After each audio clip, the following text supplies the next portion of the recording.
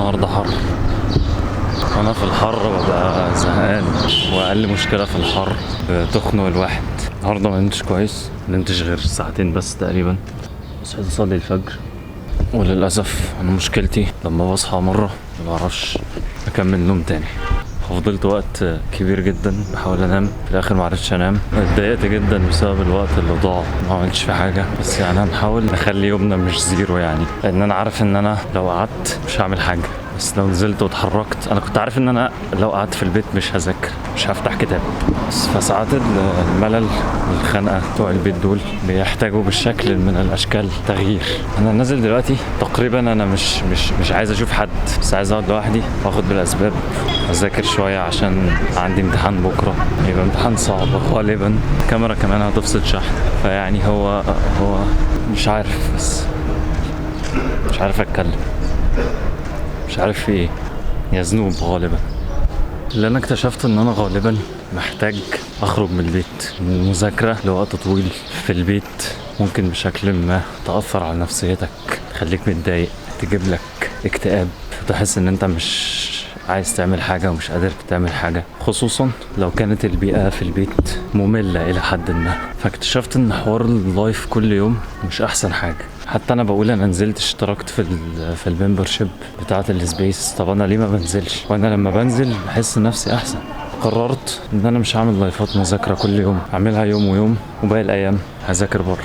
انا عارف ان انتاجيتي في البيت بتبقى كويسه، البيئه بتبقى جاهزه من كل حاجه، اللاب موجود، البي سي موجود، الموبايل موجود، التابلت موجود، كل حاجه حواليا. بس ساعات ده بيأثر تأثير سلبي. الموبايل مثلا ساعات بيشتتني، الثبات او الروتين بتاع البيئه نفسه ساعات بيبقى مثبط. انت ساعات بتكون عايز تتحرك، ان انت تتحرك بدنيا.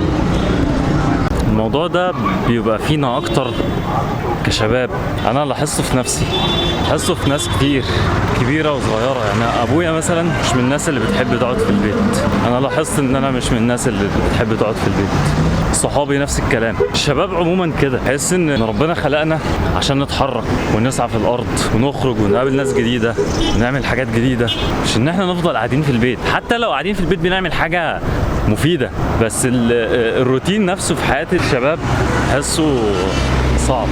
ممكن يكون منتج ساعات، بس لازم يتكسر بشكل او باخر، لان في اوقات انت بتفكس لكل حاجه. احساسك كده ان انت مش عايز تعمل اي حاجه ومقرف. الاختلاط بين الشباب والبنات، خصوصا في الجيل الجديد ده اللي هو بتاع ثانوي ولا جامعه، الجيل اللي هو بتاع التابلت ده، بقيت حاسه زايد قوي ومنتشر بشكل غريب.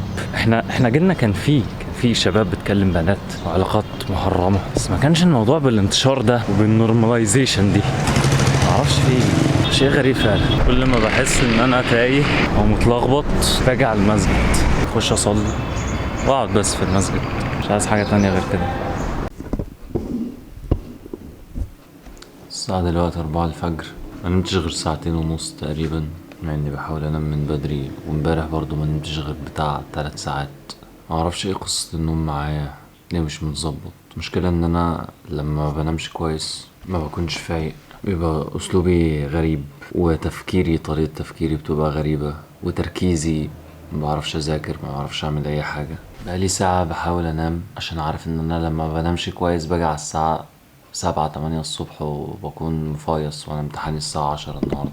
كمان متضايق جدا لان انا حاسس ان انا ما عملتش اللي عليا. يعني انا ذاكرت، بس كنت حاسس ان انا كان ممكن اعمل اكتر. كمان لسه فاضل لي حاجات ما ذاكرتهاش. فجر فاضل على ربع ساعه، اقوم اخد شاور، احاول افوق شويه، اصلي الفجر، اقعد اذاكر ساعه على الاقل، ابدا بالناقصني او ابص على شويه اسئله. اللي لاحظته من خلال فتره الامتحانات بالنسبه لنا كشباب، بالنسبه لنا وبالنسبه لاصحابي، ان المشكله ان انت بتحس ان انت لوحدك، فاهم؟ يعني انا مثلا بصحى مش عارف انام. انا عموما ما عنديش التوتر اللي هو الجامد ده من الامتحانات، بس برضو انت كطالب تكون شايل اهم حاجات كتير، تكون خايف، متوتر، مش عايز تخذل اهلك، عايز تفرحهم، عايز تعب طول الترم، سواء تعبك في العيادات وفي المصاريف اللي انت صرفتها. المشكلة هو ده، انا مبعرفش اسامح نفسي لو انا قصرت. طب وليه اصلا؟